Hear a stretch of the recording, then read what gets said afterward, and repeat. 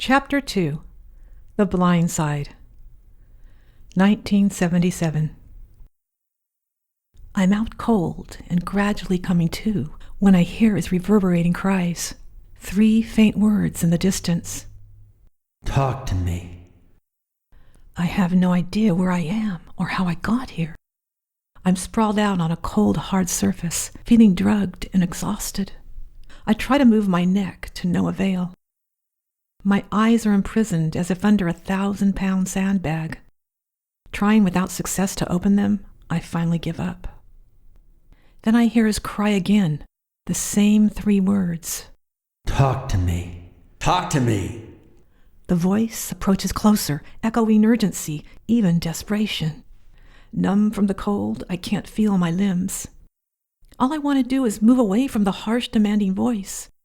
Is this real? Or is this just a bad dream? A muscle involuntarily twitches at the corner of my eye as I hear his boots crunch louder. I think I must be in a cave or tunnel because his voice echoes in the hollow. I know there's no escaping. He's only a few feet away now.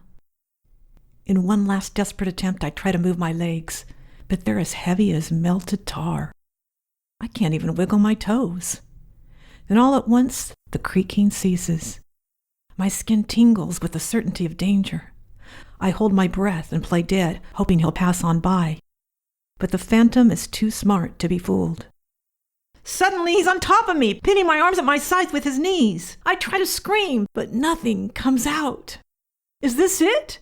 Is this how my story's gonna end? Murdered by the hands of a stranger in a dark cave where I'll never be found? Finally able to wriggle beneath his weight, I'm hoping to move his torso off my stomach so I can breathe. But he doesn't budge. Then 1, 2, 3 staccato blows to my head. I lay in shock as he wails to the rhythm of his slaps. You never talk to me. My brain finally registers that this man is no stranger. That all too familiar voice belongs to my husband. And now he's going to kill me. I try desperately to scream, but I have no voice. You never talk to me. I try to break free, but his strength overpowers me. I finally find my voice and screech in horror. What are you doing? You're a monster! Get off of me! We never talk anymore, damn it. Talk to me. He's sitting on me. How can I talk when I can't breathe? I'm 2 months pregnant with our daughter, but within seconds I feel like a terrified little girl. I survey the room for a safe corner. At the same time, I'm scouring my brain for a logical answer to his madness. But there is none. I'm telling my parents on you, I cry. If there's ever a moment I need my mommy and daddy, it's now. I long to fall into the safety of their arms and be whisked away from this madman who has taken over my husband's body. Unlike the icy blue-eyed demon sitting on top of me, the man I married had always been respected in the LDS community.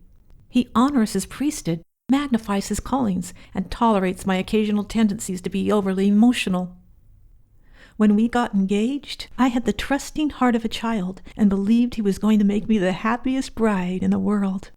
Now, the only thing I want to do is run far, far away from him.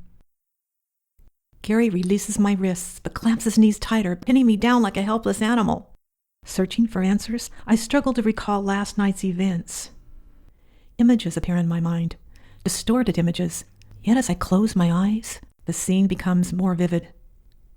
It was around 8 p.m. when I shuffled past the front room into the kitchen to fetch a light snack before retiring for the night. Gary was slouched in his lazy boy and said he wanted to talk. I let him know I was brain dead and asked if we could talk the following day. I don't remember much after that, except for falling into a deep slumber before I even had a chance to undress. Like most young newlyweds, we struggled to stay on top of our bills. Every day after attending classes at the local college, Gary worked at his uncle's miniature golf course, blowing leaves from walkways and dredging fish ponds. I worked full-time at Redwood City Office Supply, selling paper clips, staplers, and 5-foot filing cabinets.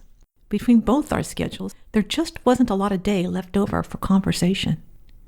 I admit I wish we had more time to enjoy each other, but for him to feel angry about not talking? Honestly, between the morning sickness and fatigue, I'd been far too tired to feel anything. A sharp sting stabs my upper eyelid, knocking me from my reverie. He must have clobbered it pretty good. I wince in fear as I look up at him. I often hear of hell described as fire and brimstone, but I never knew what it looked like until now. Everything I thought I knew about love has been shattered by this madman. I'm mentally trying to pick up the pieces of my broken heart as it falls in shards to the floor. He finally peels himself away from my pregnant tummy and wanders listlessly into the front room. I breathe in a sigh of relief, but I'm still cautious. I have no idea why he left the room.